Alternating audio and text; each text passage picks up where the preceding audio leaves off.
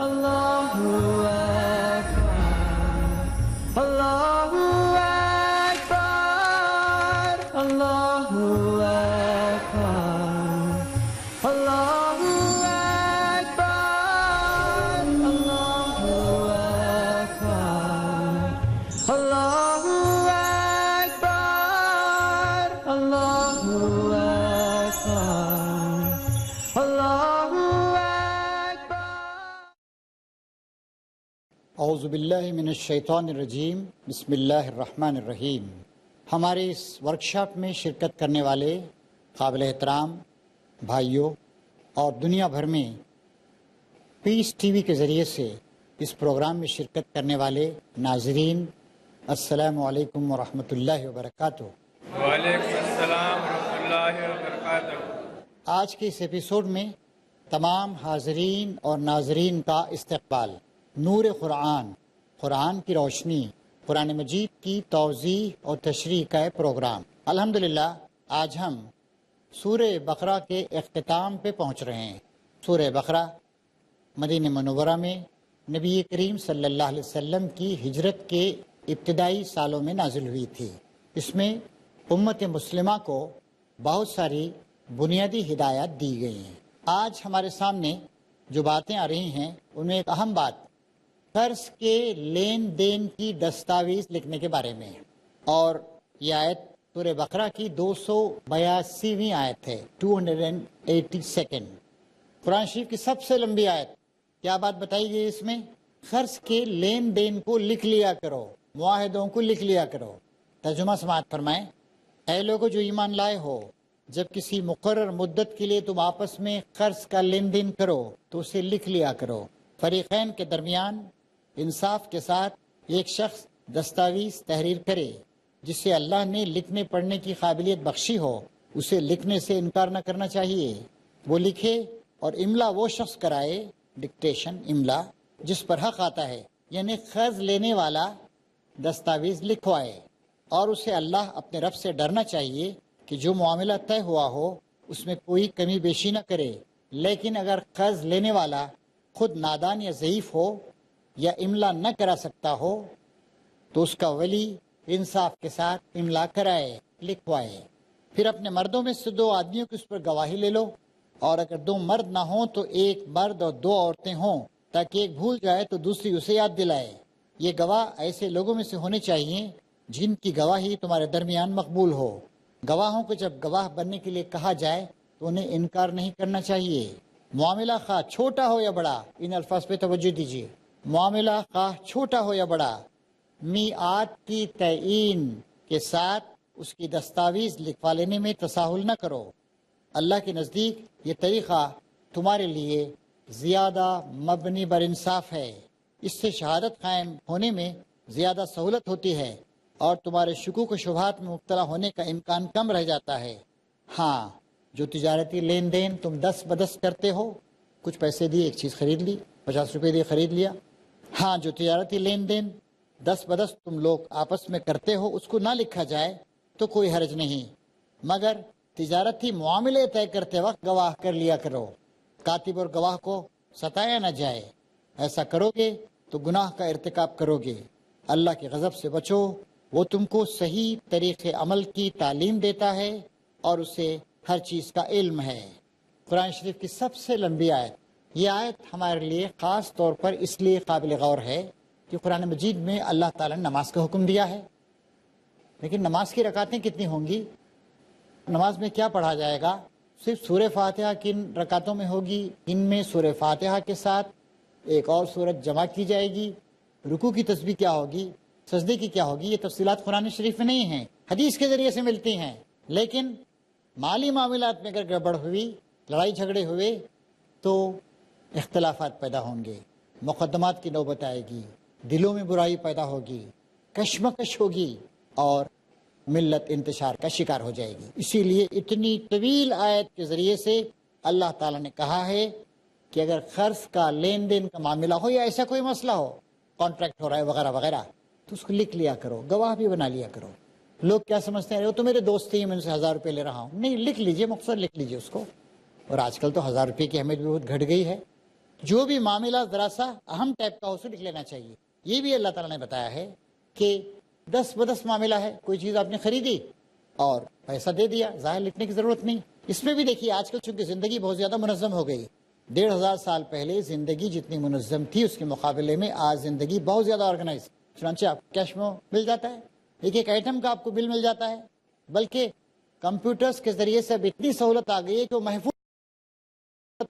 محفوظ بھی رہتا ہے, بعد میں بھی آپ کو ملتا ہے. یا آپ کا ٹیلی فون کا بل آتا ہے, فلاں تاریخ کو اتنے بج کر اتنے منٹ کو اتنے سیکنڈ تک اس نمبر پر آپ نے بات کی, آپ کے اتنا 1 روپیہ 2 روپیہ 3 روپے ہوئے.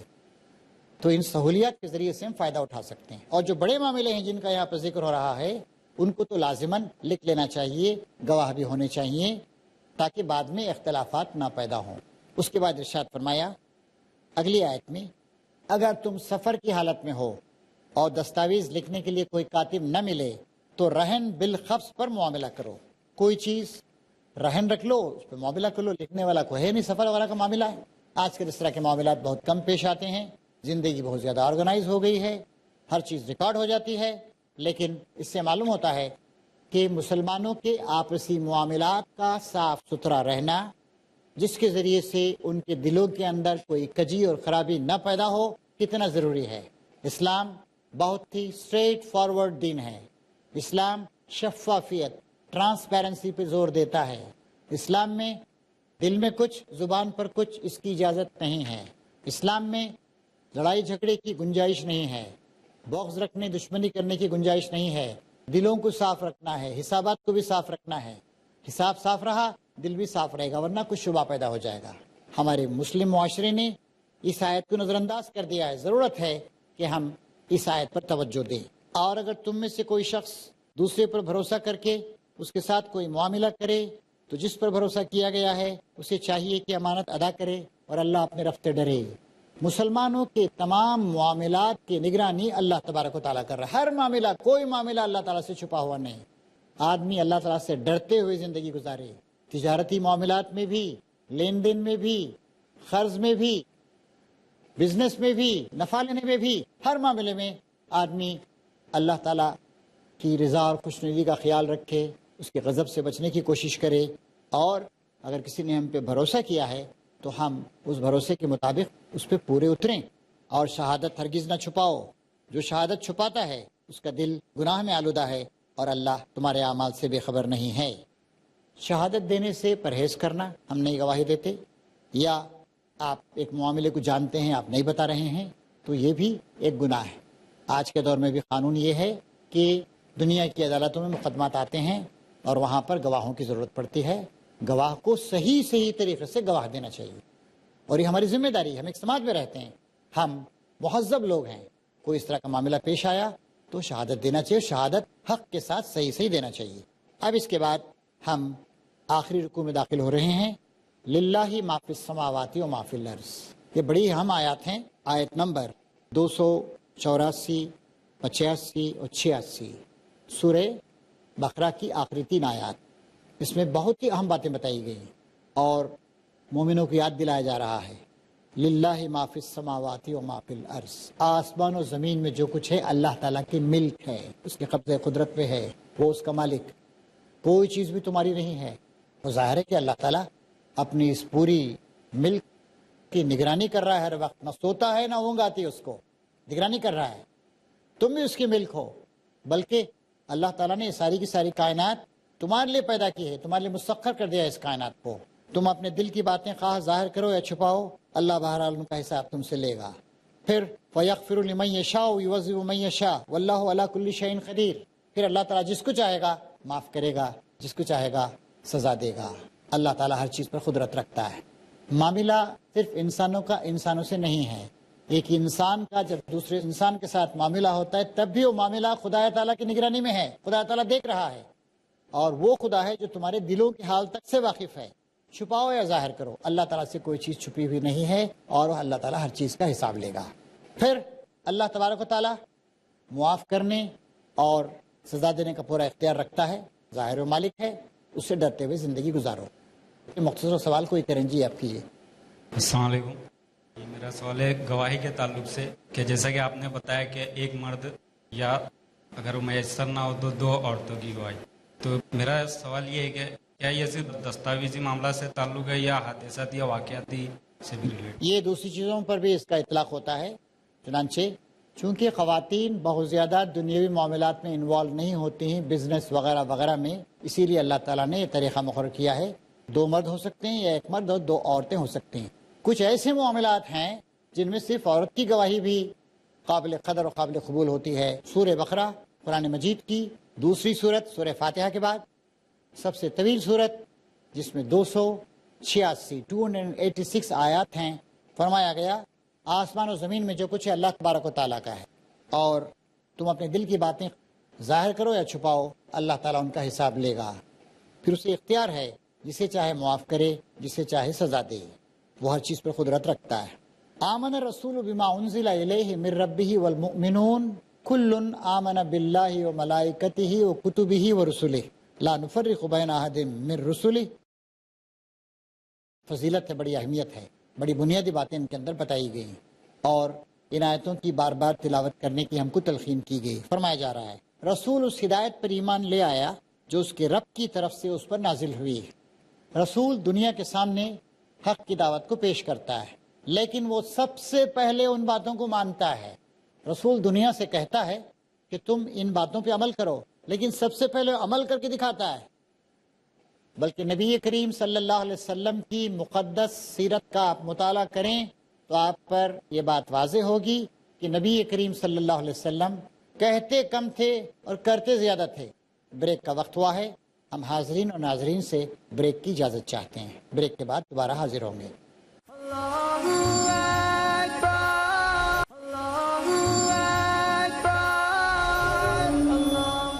حاضرین اور ناظرین، آپ کا دوبارہ استقبال. گفتگو جاری رہے گی. سورہ بقرہ قرآن مجید کی دوسری صورت سورہ فاتحہ کے بعد سب سے طویل صورت، جس میں 286 آیات ہیں، اس کی آخری آیات سے ہم گزر رہے ہیں. فرمایا گیا آسمان و زمین میں جو کچھ ہے اللہ تبارک و تعالیٰ کا ہے، اور تم اپنے دل کی باتیں ظاہر کرو یا چھپاؤ، اللہ تعالیٰ ان کا حساب لے گا. پھر اسے اختیار ہے، جسے چاہے معاف کرے، جسے چاہے سزا دے. وہ ہر چیز پر قدرت رکھتا ہے. آمن الرسول بما انزل الیہ من ربہ والمؤمنون کل آمن باللہ وملائکتہ وکتبہ ورسلہ لا نفرق بین احد من رسلہ وقالوا سمعنا واطعنا غفرانک ربنا والیک المصیر. ان آیتوں کی بڑی فضیلت ہے، بڑی اہمیت ہے، بڑی بنیادی باتیں ان کے اندر بتائی گئی، اور ان آیتوں کی بار بار تلاوت کرنے کی ہم کو تلقین کی گئی. فرمایا جا رہا ہے رسول اس ہدایت پر ایمان لے آیا جو اس کے رب کی طرف سے اس پر نازل ہوئی. رسول دنیا کے سامنے حق کی دعوت کو پیش کرتا ہے، لیکن وہ سب سے پہلے ان باتوں کو مانتا ہے. رسول دنیا سے کہتا ہے کہ تم ان باتوں پہ عمل کرو، لیکن سب سے پہلے عمل کر کے دکھاتا ہے. بلکہ نبی کریم صلی اللہ علیہ وسلم کی مقدس سیرت کا آپ مطالعہ کریں تو آپ پر یہ بات واضح ہوگی کہ نبی کریم صلی اللہ علیہ وسلم کہتے کم تھے اور کرتے زیادہ تھے. مکمل عملی نمونہ تھا آپ کا. کوئی بات نصیحت کی آپ نے ایسی نہیں کہی جس پر آپ نے خود عمل نہ کیا ہو. اور عمل بہت بڑی چیز. نبی کریم صلی اللہ علیہ وسلم نے عبادت کرنے کی تلقین کی، سب سے بڑے عابد تھے. زہد اختیار کرنے کی تلقین کی، سب سے بڑے زاہد تھے. قربانی دینے کا حکم دیا، سب سے زیادہ قربانی آپ دیتے تھے. اللہ تعالیٰ سے ڈرنے کی تلقین کی، اور آپ سے زیادہ اللہ تعالیٰ سے ڈرنے والا اور کوئی نہیں تھا.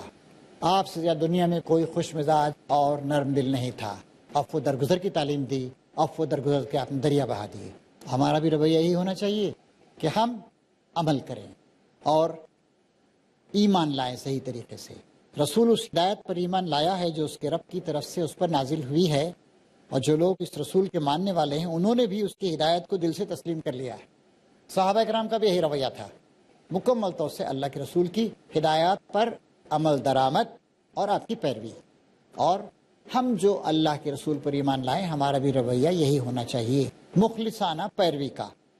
یہ سب کن باتوں پر ایمان لائے؟ اللہ پر ایمان لائے ہیں، اس کے فرشتوں پر، اس کی کتابوں پر، اس کے رسولوں پر ایمان لائے ہیں. ان کا قول یہ ہے کہ لا نفرق بین احد من رسلی، ہم رسولوں کے درمیان کوئی فرق نہیں کرتے، سب کو مانتے ہیں. اس کو مانا، اس کو نہیں مانا، نہیں، سب کو مانتے ہیں. اور پھر وہ کہتے ہیں قالو سمعنا واطعنا، ہم نے حکم سنا، ہم نے اطاعت کی، یہ ایمان کا رویہ ہے۔ خوب سوچ سمجھ کر اسلام کو جان لیجیے، یہ اللہ کا حکم ہے، یہ اللہ کے رسول کا حکم ہے، یہ شریعت کا تقاضا ہے۔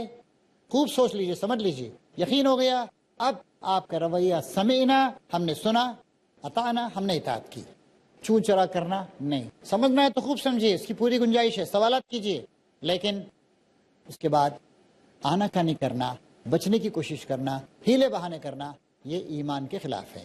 غفرانک ربنا و الیک المصیر، مالک ہم تجھ سے خطا بخشی کے طالب ہیں اور ہمیں تیری طرف پلٹنا ہے۔ مومن ہمیشہ اس بات کو یاد رکھتے ہیں کہ خدا کی طرف پلٹنا، اس لیے اپنی غلطیوں پر بار بار اللہ تعالیٰ سے معافی مانگتے رہتے ہیں۔ فرمایا نبی کریم صلی اللہ علیہ وسلم نے، میں اپنے رب سے دن میں 70 مرتبہ، 100 مرتبہ، اس سے بھی زیادہ معافی طلب کرتا رہتا ہوں۔ اتنا احساس آپ کا ہونا چاہیے، اتنا شعور آپ کا جاگا ہوا ہونا چاہیے۔ چھوٹی سی غلطی بھی ہو گئی، فوراً اللہ تعالیٰ کی طرف رجوع ہوں اور معافی مانگے۔ اللہ کسی متنفس پر، متنفس نفس رکھنے والا، سانس لینے والا، جاندار، یہاں ظاہر ہے انسان مراد ہیں۔ اللہ کسی متنفس پر اس کی مقدرت سے بڑھ کر بوجھ نہیں ڈالتا۔ اللہ نے شریعت کی جو ذمہ داریاں دی ہیں ہم اس کو اٹھا سکتے ہیں، اور اللہ تعالیٰ ہر شخص کو اس کے علم کے لحاظ سے، اس کی صحت کے لحاظ سے، اس کے وسائل کے لحاظ سے اس پہ بوجھ ڈالتا ہے۔ اگر آپ کو اللہ نے بڑا بوجھ ڈالا، آپ پر بڑی آزمائش آئی، مطلب یہ ہے کہ اللہ تعالیٰ آپ کے درجات بلند کر رہا ہے۔ اس کے بڑے نصیب جسے آزمائے اللہ تبارک و تعالیٰ، آپ کے اندر گریٹنس ہے، اسی لیے اللہ تعالیٰ آپ کو بڑی مشکلات میں ڈال رہا ہے۔ اللہ کسی متنفس پر اس کی مقدرت سے زیادہ ذمہ داری کا بوجھ نہیں ڈالتا۔ ہر شخص نے جو نیکی کمائی ہے اس کا پھل اسی کے لیے ہے، اور جو بدی سمیٹی اس کا وبال اسی پر ہے۔ باپ نے اچھائی کی، بیٹے کو ثواب نہیں ملے گا، بیٹے نے گناہ کیا، باپ کو اس کا عذاب نہیں ملے گا۔ ہر شخص ذمہ دار۔ کسی نے کہا ہے، In Christianity, Christ carried the cross for others, but in Islam, everybody has to carry his own cross. عیسائیت میں عیسیٰ علیہ السلام نے دوسروں کے لیے سلیب اٹھائی، اسلام میں ہر شخص کو اپنی سلیب خود اٹھانی ہے، یعنی ہر شخص کو ذمہ دار۔ اللہ تزر وازرۃ وزر اخری، یاد رکھو کوئی بوجھ اٹھانے والا کسی اور کا بوجھ نہیں اٹھائے گا۔ اس کے بعد آخر میں فرمایا جا رہا ہے، ایمان لانے والوں تم اس طرح دعا کیا کرو۔ یہ جو دعا ہے یہ مکہ معظمہ میں ہجرت سے پہلے نازل ہوئی، لیکن اس کا اس لیے جز بنایا گیا ہے، اس کی ایک مصلحت یہ ہے کہ اس وقت حالات بہت سخت تھے مدینے میں جنگ بدر کے بعد۔ انہیں بتایا گیا کہ اس دعا مانگا کرو، ایمان لانے والوں تم دعا کیا کرو، ربنا لا تواخذنا ان نسینا او اخطانا، ہمارے پروردگار ہم سے بھول چوک میں جو قصور ہو جائیں ان پر گرفت نہ فرما، ولا تحمل علینا اسرا کما حملتہ علی الذین من قبلنا، مالک ہم پر وہ بوجھ نہ ڈال جو ہم سے پہلے کے لوگوں پر ڈالا گیا تھا۔ ربنا ولا تحملنا ما لا طاقت لنا به، پروردگار جس بوجھ کو ہم کو اٹھانے کی طاقت نہیں ہے وہ بوجھ ہم پر نہ ڈال، واعف عنا، ہمارے ساتھ نرمی کر، واغفر لنا، ہم سے درگزر فرما، معاف فرما ہم کو، ورحمنا، ہم پر رحم کر، انت مولانا، تو ہمارا مولا ہے، فانصرنا علی القوم الکافرین، کافر قوم کے مقابلے میں ہماری مدد فرما۔ یہ آپ اکثر اس دعاؤں کو آپ بھی مانگتے ہوں گے، پڑھتے رہتے ہوں گے۔ یہ دعا اصلاً تو نازل ہوئی تھی مکہ معظمہ میں ہجرت سے پہلے جب شدید حالات تھے، لیکن مدینے میں بھی اسی طرح کے شدید حالات تھے، اس لیے جبرائیل علیہ السلام کی انسٹرکشن، ہدایت کے مطابق نبی کریم صلی اللہ علیہ وسلم کے بتانے پر اس کو اس صورت کے آخر کا حصہ بنایا گیا ہے۔ یہ ایک تفصیلی موضوع ہے، کون سی آیت کو اللہ کے رسول نے کہاں رکھا، کیوں رکھا، اس میں تفصیل میں جانے کی ہمارے پاس گنجائش نہیں ہے۔ بہرحال ہم بھی اللہ تعالیٰ سے دعا کرتے ہیں کہ اللہ تعالیٰ ہمیں اپنے ایمان کو مکمل کرنے کی توفیق عطا فرمائے، اور ہم پہ وہ بوجھ نہ ڈالے جو ہم سے پہلے کے لوگوں پہ ڈالا گیا تھا، ہم پہ وہ بوجھ نہ ڈالے جس کو اٹھانے کی ہمارے اندر طاقت نہیں ہے، ہمارے سلسلے میں آپ کو درگزر کا رویہ اختیار کرے، ہمیں معاف فرمائے۔ وآخر دعوانا ان الحمد للہ رب العالمین۔ اب چند منٹ باقی رہ گئے ہیں اور آپ حضرات کے لیے اس بات کی گنجائش ہے کہ آپ اس پر کچھ سوالات کر سکیں، صورت بھی ختم ہو گئی ہے۔ السلام علیکم۔ کیا انسان کے بوجھ اٹھانے سے زیادہ اللہ تعالیٰ جو ہے اس پر اپنی ذمہ داری ڈالتا ہے؟ اللہ تعالیٰ نے صاف فرما دیا ہے، لا یکلف اللہ نفسا الا وسعہا، کسی آدمی کی طاقت سے زیادہ اللہ تعالیٰ اس پہ بوجھ نہیں ڈالتا۔ انسان جو کچھ کر سکتا ہے، جس کا مکلف ہے وہی اس نے ڈالا ہے۔ ایک آدمی کم پڑھا لکھا ہے، ظاہر اس سے اللہ تعالیٰ نے کہے گا کہ تم نے اسلام کا حق دنیا بھر میں تعلیم یافتہ لوگوں میں کیوں نہیں پھیلایا، نہیں کہے گا۔ آپ کو اللہ نے صلاحیت دی ہے، علم دیا ہے، تو آپ سے پوچھے گا، آپ کے پاس پیسہ دیا ہے تو پوچھے گا کہ آپ نے زکوٰۃ ادا کی یا نہیں، غریب آدمی سے نہیں پوچھے گا جو بیچارہ زکوٰۃ لے کے زندگی گزار رہا ہے۔ اگلا سوال، میں جاننا چاہتا ہوں کہ سود لینا بڑا گناہ ہے یا سود دینا بڑا گناہ ہے یا دونوں ہی برابر ہیں؟ سود لینا دینا دونوں ظاہر ہے کہ گناہ ہیں. مشکل یہ ہے کہ آج کے زمانے میں سود ہر جگہ پھیل گیا ہے. سارے انسٹیٹیوشنس میں حکومتیں سود لے رہی ہیں، دے رہی ہیں. حکومتیں اگر قرضے دے رہی ہیں، ویلفیئر اسکیمس ہیں، وہاں بھی سود ہے. ہماری ذمہ داری ایک اور اس جگہ یہ آتی ہے، ہمیں سمجھنا چاہیے کہ ہم بلا سودی نظام قائم کریں.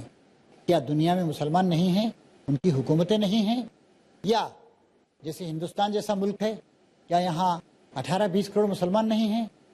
وہ آپس میں ایسے ادارے قائم نہیں کر سکتے ہیں کہ بلا سودی وہ قرضے دے سکیں؟ یا انویسٹمنٹ کے ایسے ادارے نہیں قائم کر سکتے ہیں کہ وہاں پر سود کی آمیزش کے بغیر وہ تجارت کر سکیں؟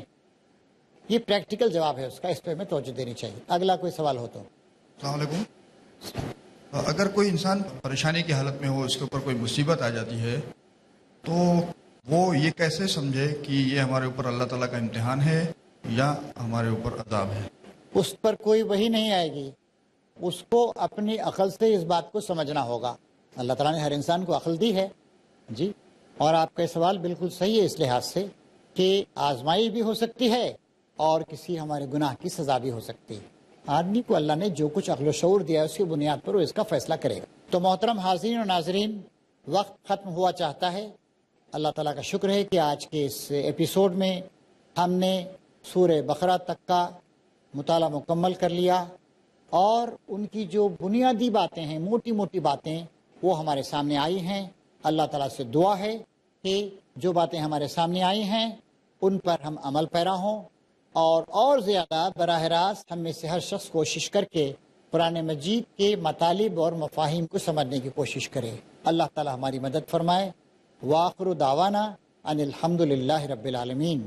Allahu